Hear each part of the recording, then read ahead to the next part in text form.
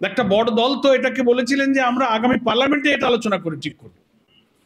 আবার বলেছেন আমরা আদালতে চলে 106 নানান ধরার কথা বলেছিলেন। তার অর্থ হলো এগুলোকে আদালতে নেওয়া আর আগামী পার্লামেন্টের কথা বলে ভেতরে পাকানো নতুন ষড়যন্ত্রের দিকে বাংলাদেশকে ঠেলে নতুন ষড়যন্ত্রের দিকে বাংলাদেশকে তারা ঠেলে দিতে চেয়েছিলেন। কিন্তু বাংলাদেশের জুলাই গণ অভ্যুত্থানের যারা নেতৃত্ব দিয়েছিলেন, নিঃস্বার্থভাবে এই জাতির নতুন মুক্তির স্বপ্ন যারা দেখছেন, সেই সব রাজনৈতিক দলের ঐক্যবদ্ধভাবে ঐক্যমত্য কমিশনে যে বীরত্বপূর্ণ ভূমিকা রেখেছেন, সেই ভূমিকার কাছে ওই সব বড় দল দাবিদারদেরকে আত্মসমর্পণ করতে হয়েছে। তারা যা বলেছেন সব কথা তারা গ্রহণ করেননি। সেজন্য আমি ধন্যবাদ জানাই প্রায় 30-31টি দলের মধ্যে 25-26টি রাজনৈতিক দল প্রায় প্রত্যেকটি ব্যাপারে তারা ঐক্যমত্য কমিশনে একমত হয়ে ভূমিকা রেখেছেন। এটার জন্য আমি সকল রাজনৈতিক দলকে বাংলাদেশ জামাত ইসলামীর পক্ষ থেকে আন্তরিকভাবে ধন্যবাদ জানাচ্ছি। এখন শেষ যে জায়গায় এসে আমরা দাঁড়িয়েছি, সুনির্দিষ্টভাবে আমি আজকের এই সেমিনারে প্রস্তাব উত্থাপন করতে চাই। আগামীকাল জুলাই চার্টার যে সাইনিং সেরিমনির আয়োজন করা হয়েছে, দাওয়াত দেওয়া হয়েছে, আমরা ভেবেছি আমাদের প্রয়োজনীয় যে সমস্ত সমস্যা এখনো নিষ্পত্তি হয়নি, তার যে প্রচেষ্টা অব্যাহত আছে, সেগুলো আলোচনার ভিত্তিতে সমাধানের কোনো সুযোগ যদি আমরা দেখি, আমরা আমাদের এই স্বাক্ষর অনুষ্ঠানে যাওয়ার ব্যাপারে আপত্তি থাকবে না। আমরা আমন্ত্রণ পেয়েছি, কিন্তু আমরা চিন্তা করছি আমরা কালকে কি ভূমিকা রাখব। কিন্তু মাননীয় প্রধান উপদেষ্টা সরকারের যিনি এখন আছেন, ডক্টর প্রফেসর মোহাম্মদ ইউনূস, আপনাকে বিশেষভাবে আমি নিবেদন করতে চাই, আপনি কোনো রাজনীতি করেন না। এখন এই দেশের মানুষ আপনার প্রতি আস্থা রাখে। আপনি এসেছিলেন এদেশের মানুষের আকাঙ্ক্ষার ভিত্তিতে, আপনি ইচ্ছা করে আসেননি। এবং এসেও আপনি বলেছেন যে আমার দেশ শাসন করার কোনো ইচ্ছা নাই, আমি একটা অবাধ জাতীয় স্বচ্ছ গ্রহণযোগ্য নির্বাচন দিয়ে আমি আমার কাজে ফিরে যেতে চাই। পৃথিবীর এরকম শাসকের খুব অভাব আছে, ক্ষমতা হাতে পেয়ে স্বেচ্ছায় চলে যেতে চায়, তার দায়িত্বটুকু পালন করে। এটার জন্য আপনি জাতির কাছ থেকে ধন্যবাদ পাওয়ার যোগ্য। কিন্তু আমরা খুব দুঃখের সাথে লক্ষ্য করছি, আপনি যে উপদেষ্টা পরিষদ গঠন করেছেন, 2-1 উপদেষ্টা আপনাকে চারিপাশে ঘিরে আপনার এই গণতন্ত্রের উত্তরণের অপ্রতিরোধ অগ্রযাত্রাকে ব্যাহত করার জন্য একটি বিশেষ দলের সাথে গোপন সম্পর্ক রেখে নানানভাবে আপনাকে নানান সময় বিভ্রান্ত করার চেষ্টা করা হয়েছে। এর থেকে আপনি সাবধান থাকবেন, সতর্ক থাকবেন। আমাদের সুনির্দিষ্ট প্রস্তাব একেবারেই জুলাই সনদ স্বাক্ষর অনুষ্ঠানের পূর্ব মুহূর্তে আমরা আজকে প্রস্তাব দিচ্ছি। এই জাতির অধিকাংশ জনগণ, অধিকাংশ ভোটার পিআর পদ্ধতির পক্ষে, বিভিন্ন সার্ভেতে সেটা এসেছে। আমরা গণভোটেরও দাবি করেছি। একটা রাজনৈতিক দল, আমার অনেক আগের আলোচকরা বলেছেন ওনারা পিআর বোঝেন না, খায় না, মাথায় দেয়, নানান কথা বলে তুচ্ছ-তাচ্ছিল্য করেছেন।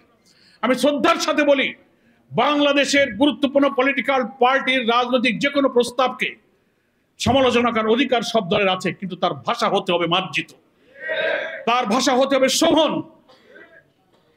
এই ধরনের তুচ্ছ-তাচ্ছিল্য করে সমালোচনা করাটা কোনো রাজনৈতিক ব্যক্তিত্বের সাথে মানায় না। এখনো সুযোগ আছে। আমরা যারা পিআর পদ্ধতি চেয়েছিলাম, হ্যাঁ ঠিক আছে, কেউ আপার হাউজে চেয়েছেন, কেউ লোয়ার হাউজে চেয়েছেন। নতুন সাংবিধানিক সংস্কারে দ্বিকক্ষ বিশিষ্ট পার্লামেন্টের প্রস্তাব করা হয়েছে এবং ঐক্যমত্য কমিশনের যে সুপারিশ করা হয়েছে, তারা সেখানে আপার হাউজে পিআর পদ্ধতি প্রস্তাব করেছেন, সেখানেও বিএনপি নোট অফ ডিসেন্ট দিয়ে রেখেছে। আমরা ইসলামী আন্দোলন বাংলাদেশ সহ অনেকগুলো দল আমরা চেয়েছি উভয় হাউজেই পিআর হোক। আবার কেউ কেউ বলেছেন আপার হাউজে হোক, নো প্রবলেম। কিন্তু পিআর এই কমন পলিসির ব্যাপারে তো একটা ঐক্যমত্য তৈরি হয়েছে, কেউ আপার, কেউ লোয়ার, কেউ উভয় জায়গায়। কিন্তু পিআরকে আপনি বুঝবেন না। অধিকাংশ মানুষ কমনলি যে পিআরের ইলেকট্রাল প্রসেসকে মেনে নিয়েছে। পৃথিবীর 91টা আধুনিক গণতান্ত্রিক দেশে যে পদ্ধতি সবচেয়ে জনপ্রিয়, আপনি সেই পদ্ধতি আপনি বোঝেন না। আপনি যদি না বোঝেন তো বলার দরকারটাকে জাতিকে, আপনি পড়েন, গোপনে বাসায় গিয়ে বই খুলে পড়েন। আপনি পারেন না এই কথা, আপনার জাতিকে বলার দরকারটা কি? এতে কি আপনার মর্যাদা, ইমেজ, ডিগনিটিকে বৃদ্ধি পেয়েছে? সেজন্য আমার প্রস্তাব, যেহেতু ডক্টর প্রফেসর মোহাম্মদ ইউনূস সাহেব একদিকে তিনি head of the national consensus commission, আবার তিনি হেড অব দি গভর্নমেন্ট, দুইটা জায়গার আপনি প্রধান।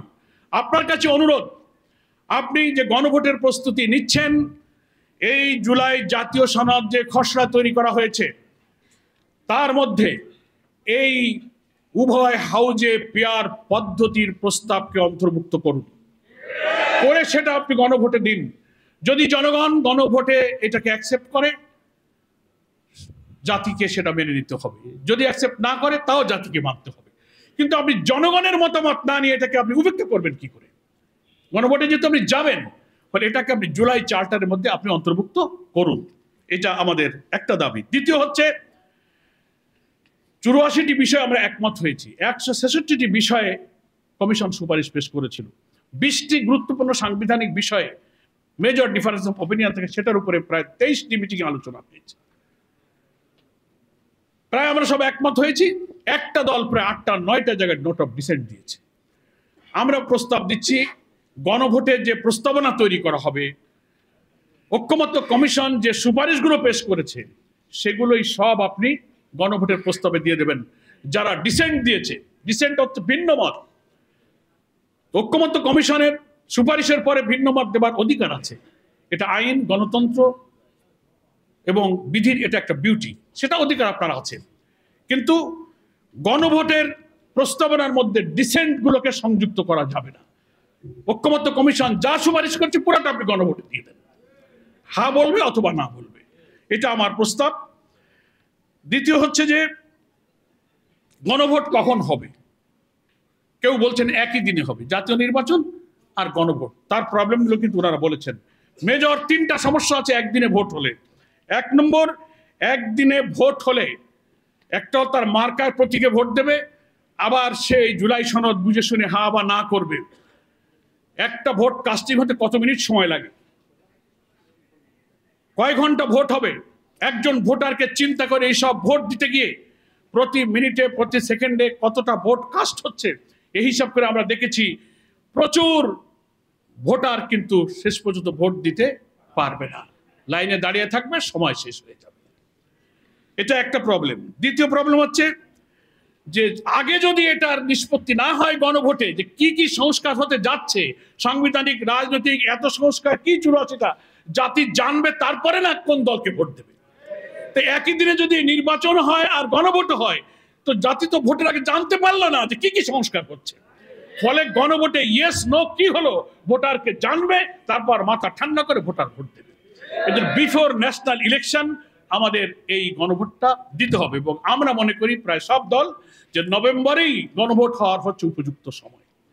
আর একটা জটিলতা আছে, প্রায় জাতীয় নির্বাচনে যত নিরপেক্ষ হোক আর কেয়ারটেকার হোক, কিছু কিছু ভোট কেন্দ্রে কিন্তু ভোটের দিনে সংঘাত সহিংসতা হয় না? বলেন, 5টা ভোট কেন্দ্রে ভোট বন্ধ হয়ে গেল, মারামারি হলো।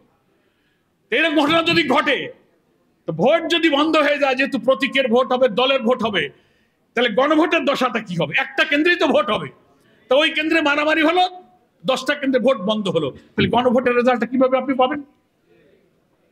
একটা ক্রিটিক্যাল সিচুয়েশন তৈরি হবে। সেই জন্য কোনো ক্রমেই একদিনে গণভোট করা যাবে না, নভেম্বরে গণভোট আমাদের করতে হবে।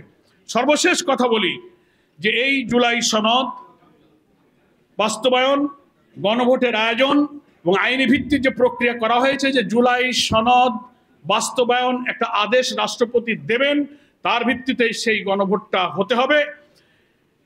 যদি আমরা একমত হয়ে এটার উপরে যাই, একটা অবাধ নিরপেক্ষ নির্বাচনের সম্ভাবনা আছে। কিন্তু এখনই প্রশ্ন তৈরি হয়েছে, সরকারের অভ্যন্তরে থাকা কিছু ব্যক্তি গভর্নমেন্টকে মিসগাইড করে নির্বাচনের আগে লেভেল প্লেইং ফিল্ড নষ্ট করে ডিসি, এসপি, ইওনো, সচিব, আমলা বিভিন্ন জায়গায় একটা দলের নির্দেশনায় তারা বদলির তদবির শুরু করেছেন। তারা তাদের দলীয় লোকগুলোকে এনে এনে এক একটা চেয়ারে বসাচ্ছেন। তাহলে এত সংস্কার করে লাভটা হবে কি? আপনি যদি একটা দলের পকেটে রাষ্ট্রকে ঢুকানোর জন্য এখনই বদলির একটা ডিজাইন সাজিয়ে নেন, প্রধান উপদেষ্টা এখনই যদি এ ব্যাপারে খেয়াল না করেন, তো আমাদের সব রক্তদান, সব অভ্যুত্থান, সব সনদ, সব চালটার কিন্তু বৃথা হয়ে যাবে। এই জন্য প্রশাসনকে নিরপেক্ষ রেখে লেভেল প্লেইং ফিল্ড করার মধ্য দিয়েই আর এই সংস্কার প্রস্তাব অবিলম্বে জাতির আকাঙ্ক্ষা অনুযায়ী বাস্তবায়নের মধ্য দিয়ে হয়তো আমরা আমাদের শহীদদের স্বপ্ন পূরণ করতে পারবো।